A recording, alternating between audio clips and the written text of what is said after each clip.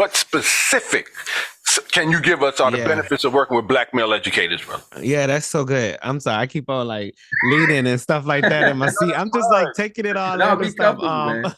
Be comfortable. Yeah, like I think well, one of the things is that we know that students have a better chance of being able to attend college or in any type of post-secondary opportunity. We also know, and this is just all students, right? This is not just black students. This is like even white students, right? Like there's a benefit. I think one of the things, because now in my work with Mexi Roots, I don't just specifically work with just male educators of color. I work with all men of color. And one of the things I realize now um is that we really 100% need to understand how much we are connected. I think that's the biggest thing that I'm learning. And I could even go back to plants. It's like there are your plants, they could thrive by themselves, but it's weird. And I read this. I also read this in The Heartbeat of Trees. There's this book. Barack Obama had it as one of his top books in 2021 or 2020. It's called The Heartbeat of Trees. And one of the things that he talked about, that the author talked about in his book, is how um trees struggle when it's just when they're by themselves, right? When you look underneath the ground and into the dirt, and you see the interconnectedness of like trees that are together, they are communicating, one, through the roots anyway. Yes. And the second thing is that like anything that's invasive to that area is handled below the ground, right? And so there's some plants that might be invasive to the trees, or some plants that might be or some trees that we plant that might be invasive. And one of the ways that you're able to tell, which is so interesting, is that if you just look at go hiking and just look at trees, they create space for each other. They actually, interesting enough, do when they are in line in a community with each other, they create space. You could easily see this tree kind of align itself out, right? The same thing happens when you bring plants into your home. And yeah, you could have one plant, but if you actually start having a collection, they start definitely those who are in like that same region and same area, 100% the plants that are from Africa, they start to thrive when they with other plants, even though they're not in the same soil. It's Mm. something that, in terms of the vibrations and how they're communicating with each other, that Wow. allows them to be able to thrive. And so, same thing with humans and how we show up, and our level of community and connectedness. I've been really focusing a lot on how we are all connected. Like even how, and I think like this is the problem that white people face, and this is what Mm.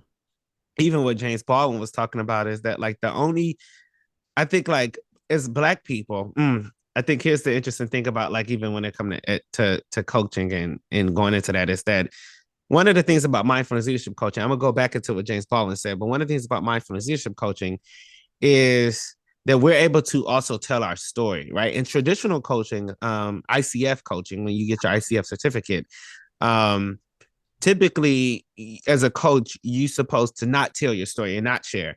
And I realized for people of color that that doesn't work for us. Why? Because we are storytelling. We're a storytelling community. Yes.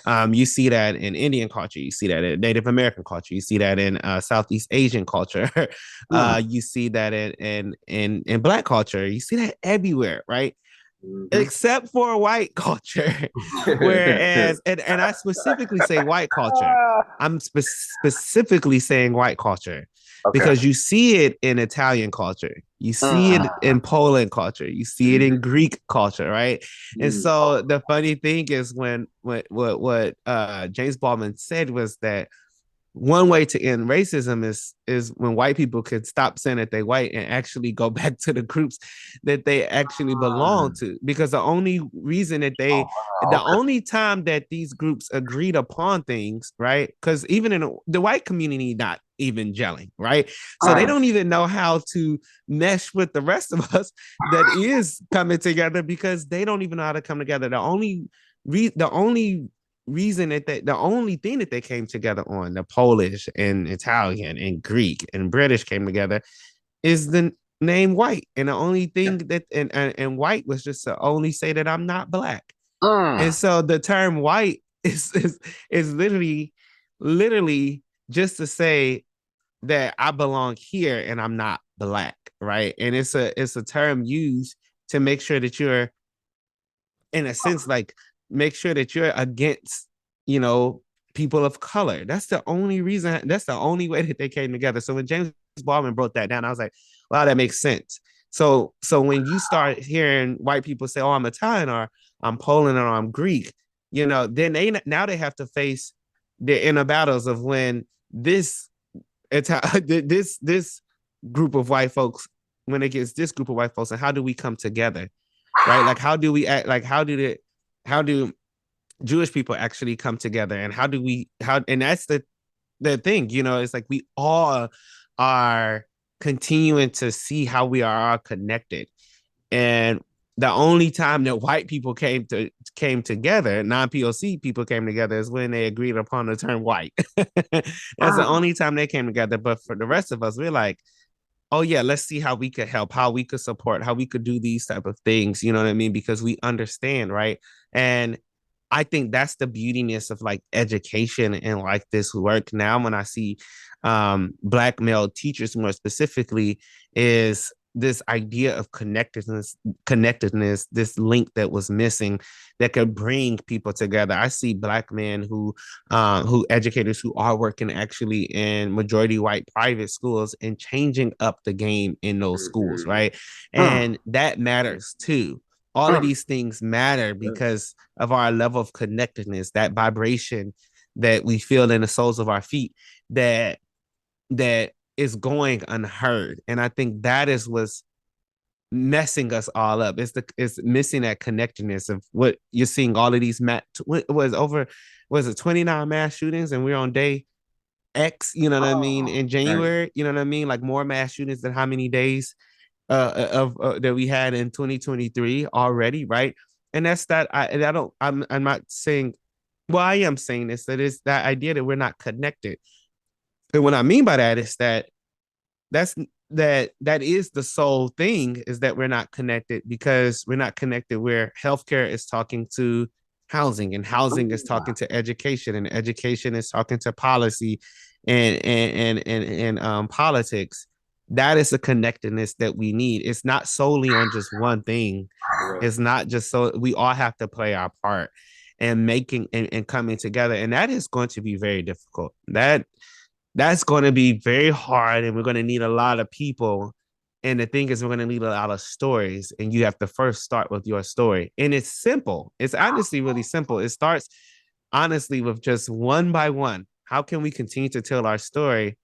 Because once you hear somebody's story, you cannot dismiss the things that they have gone through. And that makes it very difficult. And so we have to continue to do and that's my role. My role is to continue to do the storytelling work, right? Like that's the number one tool that I use. I use a lot of creativity. I use a lot of storytelling, and the retreats and the mindfulness consulting and coaching work that I do. It is the storytelling. And when you see people who didn't even know each other leave and have like these deep conversations, it's simply amazing. Last thing I'll say really quick, I know because I'm just talking, but we have this mastermind. I have this mastermind, and it's 4 countries represented in this mastermind that I'm doing. 32 people in the mastermind program that I have. 32 countries represented, 22 states represented. Just that one person alone coming together, being able to connect with another person from another country and another person from another state. What's happening in your state? What's happening in these, like what's happening in your city? That could change, because all of these people are supporting 3-4 people. And those 3-4 people now are impacted by that person. They're supporting 30 people, right? And this is why, like, but the way that storytelling can continue to get moved at a much faster rate is in a book. And this is why the biggest crime right now that's really happening right now is book bans.